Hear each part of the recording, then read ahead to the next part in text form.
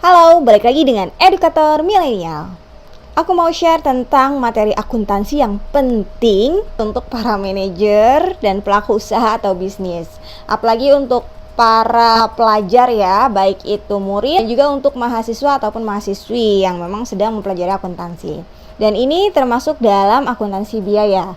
Beberapa materinya juga ada di dalam akuntansi manajemen atau manajemen strategik. Jadi disesuaikan saja. Yang akan kita bahas adalah yang pertama BEP, break even point atau titik impas, ada target volume, solving unknown, dan yang terakhir margin of safety atau MOS. Itu adalah margin keamanan atau batas keselamatan. Langsung saja kita lihat contoh soalnya dan bagaimana cara menghitungnya agar kita lebih paham dan tahu ternyata begini loh cara menghitungnya. Oke, yang pertama kita akan menghitung BEP. Contoh soalnya adalah sebagai berikut. Draco Company merupakan sebuah dealer mobil. Harga jual per unit mobil adalah $15.000. Adapun average variable cost-nya adalah sebagai berikut. Harga per unit mobil adalah $12.300. Biaya operasional dealer adalah $100 dan komisi penjualannya adalah $13.000. Sedangkan fixed cost per bulan dari dealer tersebut adalah $30.000. Manajer mengharapkan BEP pada bulan pertama, maka berapa unit mobil yang harus terjual? Nah, di sini kita ingin mengetahui berapakah unit mobil yang harus terjual agar terrealisasi BEP pada bulan pertama. Langsung saja kita lihat cara menghitungnya. Ini rumus mencari BEP unit, yaitu fixed cost atau biaya tetap dibagi price, harganya, dikurang dengan variable cost. Kita langsung masukkan saja angkanya ya. Fixed cost-nya itu $30.000 dibagi price-nya itu $15.000 dikurang dengan variable cost yaitu $13.000. Maka BEP unitnya adalah 15 unit. Di sini kita tahu bahwa agar mencapai BEP pada bulan pertama, kita harus menjual 15 unit mobil. Kemudian setelah manajer mengetahui bahwa BEP-nya adalah 15 unit, sekarang ia menginginkan laba operasi senilai $50.000. Berapa unit mobil yang harus terjual untuk memenuhi harapan tersebut? Di sini ada target ya. Targetnya itu adalah laba senilai $50.000. Berapa unit yang harus terjual agar laba tersebut dapat terrealisasi gitu.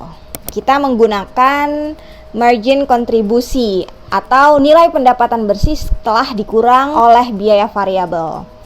Di dalam laba bisnis, margin kontribusi biasanya digunakan untuk mengetahui seberapa jauh pendapatan dari penjualan bisnis dapat menutupi fixed cost-nya setelah mengeluarkan variable cost. Makanya rumusnya adalah price dikurang variable cost. Kita langsung masukkan aja ya angkanya. Price-nya itu $15.000, itu di soal tadi ada ya. Kemudian dikurang oleh variable cost-nya yaitu $13.000. Maka margin kontribusinya adalah $2.000.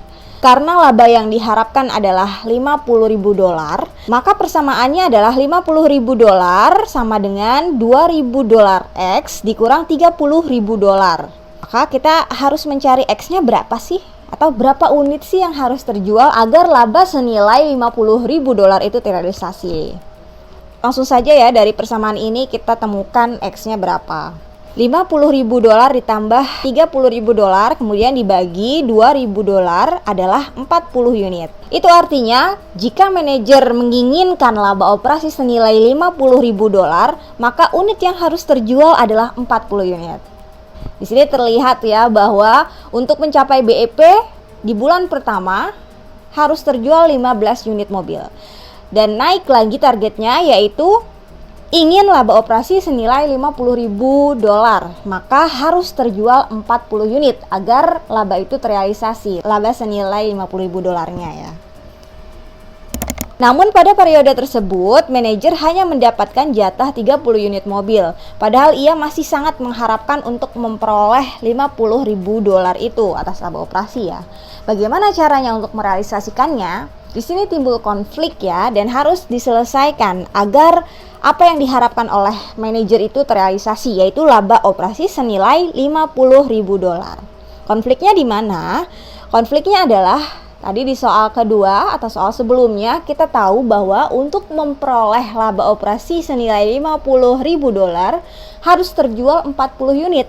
Sementara pada periode tersebut dijatahkan oleh perusahaan bahwa manajer hanya mendapatkan jatah 30 unit mobil. Di sini kalau misalnya posisi kita adalah manajer tersebut, kita akan mencoba mencari jalan keluarnya atau solving unknown. Bagaimana caranya ya? Ini adalah caranya. Kita menggunakan MK atau margin kontribusi ya. Rumusnya V atau laba sama dengan price dikurang variable cost dari unitnya X ya, dikurang fixed cost. Itu rumusnya. Jadi tinggal dimasukkan saja angkanya berapa. Kita tahu bahwa laba yang diharapkan adalah $50.000. Kemudian unit yang memang bisa dijual pada kasus ini adalah hanya 30 unit mobil karena itu yang dijatahkan ya pada periode tersebut. Dikurang fixed cost-nya yaitu $30.000. Itu lihat di soal tadi ya yang sebelumnya. Maka kita akan mencari data MK-nya ya, P dikurang VC-nya. Itu tadi rumus untuk mencari MK. $80.000 dibagi 30. Hasilnya adalah $2.667. Itu artinya manajer harus menaikkan margin kontribusinya dari Rp2.000 menjadi $2.667. Caranya bagaimana? Ada beberapa cara ya, bisa dengan menaikkan harga jual atau menurunkan variable cost ataupun dengan kombinasi keduanya. Dan keputusan yang diambil ini memang harus memperhitungkan beberapa faktor agar perusahaan bisa mendapatkan hasil yang lebih efektif dan efisien. Kemudian yang terakhir, kita ingin mengetahui margin of safety-nya atau MOS. Ada juga yang mengatakan bahwa ini adalah margin keamanan atau batas keselamatan. Maksudnya apa sih nih margin keamanan itu? Kita tahu bahwa MOS itu adalah selisih antara rencana penjualan dengan BEP penjualan.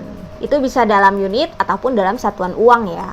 Jadi memang MOS ini berguna untuk mengetahui seberapa jauh realisasi penjualan dapat turun dari rencana penjualan agar perusahaan tidak menderita kerugian. MOS itu menggambarkan batas penjualan ya.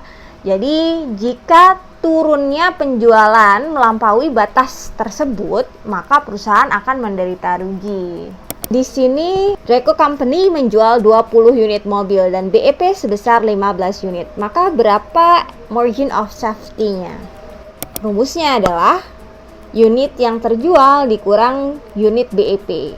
Unit yang terjual itu adalah 20 unit, kemudian unit BEP-nya adalah 15, maka MOS-nya adalah 5 unit.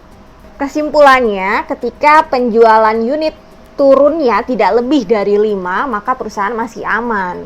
Tapi ketika penurunannya sudah lebih dari 5, maka saat itu perusahaan sudah mengalami kerugian. Oke, sekian dari aku, semoga bermanfaat and see ya!